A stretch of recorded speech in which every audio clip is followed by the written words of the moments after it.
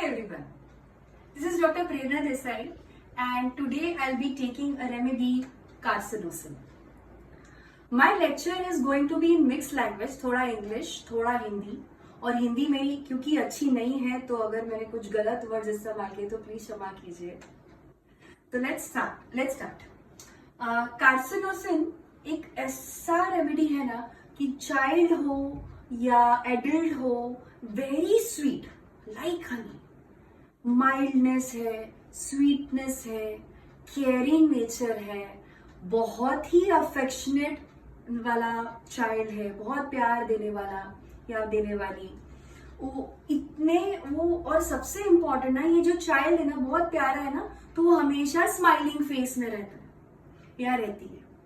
तो इसके अलावा कोई भी काम उनको दे दीजिए, वो बहुत अच्छे से करेंगे. उनको डिसिप्लिन में रहना पसंद है. बहुत जल्दी उनको दया आ जाती है ना, वेरी सिंपैथेटिक हार्ट. कोई सफर कर रहा है, कोई इंसान है, कोई एनिमल्स है या कोई भी, they will always be ready to help anyone. आप उनको कोई भी काम दीजिए, they will be dancing on their toes to help you out. सबसे ज्यादा हेल्प करने वाला ये इंसान है. और if I have to talk about the child, तो जो चाइल्ड है ना, आउट ऑफ 100 अगर उसका कोई पेपर है और समझ लो उसको थोड़े बहुत मार्क्स कम आ गए, 4-5 मार्क्स कम, तो this child will be very disappointed, will very sad. हम लोग सोचते हैं यार ये 4-5 मार्क्स ही तो कम है, लेकिन नहीं, ये बच्चे के लिए बहुत बड़ी बात है. क्योंकि उसे अच्छा लगता है कि ऐसे अगर कम मार्क्स भी मैंने लाया तो मेरे पेरेंट्स खुश नहीं होंगे, क्योंकि ना उसके पेरेंट्स के एक्सपेक्टेशंस भी उतने हाई होते हैं. तो उसे लगता है कि यार I will hurt my parents. तो इसलिए उसको ना उनका एम ही ज्यादा रहता है कि नहीं, ये ही मेरा एम है और ये उतना परफेक्ट मुझे मार्क्स आना ही चाहिए. चाहे वो स्कोरिंग, चाहे वो स्टडीज हो या डांस हो या आर्ट हो, कुछ भी, उसको बेस्ट करना है. मैं सोचती हूँ कि क्यों ये ऐसा इतना कर रहे हैं. तो पहला बात तो ये है कि इसका जो हिस्ट्री है, इसके जो पेरेंट्स होते हैं, ज्यादातर बच्चों में ना इनके जो पेरेंट्स हैं very strict upbringing, very harsh upbringing. The expectations they put on their child is so much that child stops to live like a child life. पूरा फोकस उसका उसी में चला जाता है. He has to be very responsible and you can always want to be in good books. Teachers हो, ये हो, but क्यों? You know why? Because this child wants little appreciation. थोड़ा प्यार.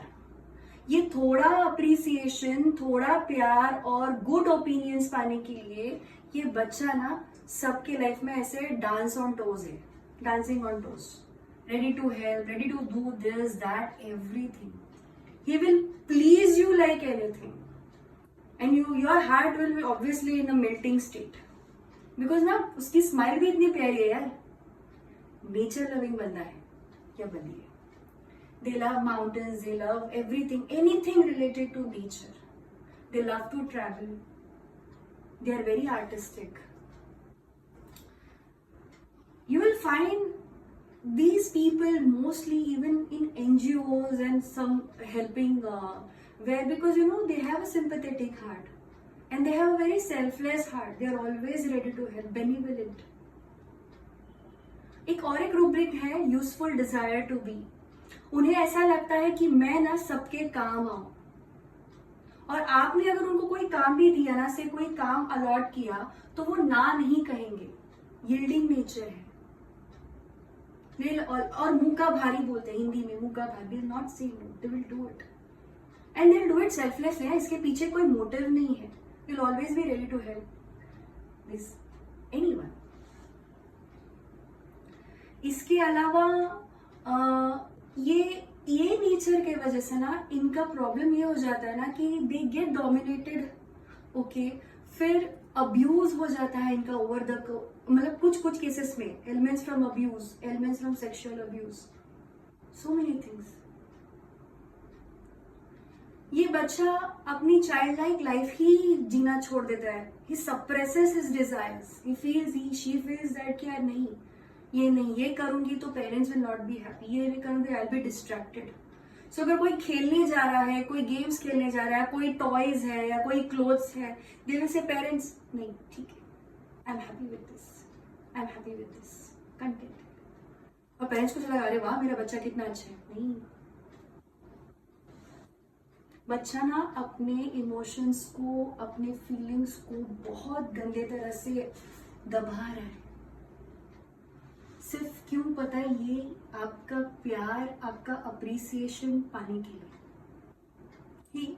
ही शी स्टार्ट्स बिहेविंग लाइक एक बच्चे से आप बात करते हो तो आपको एक फीलिंग आएगा कि यार आप कोई मतलब अगर 7-8 साल का बच्चा है या 10 साल का बच्चा है, डबल दी एज से बात कर रहे हो, आपको ऐसे महसूस होगा.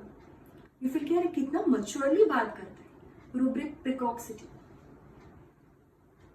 आगे जाके यही बच्चे लोग, यही आगे उनका पर्सनालिटी डेवलप होता है. अडल्ट में उनके ऊपर रिस्पॉन्सिबिलिटी बहुत सारी आती है.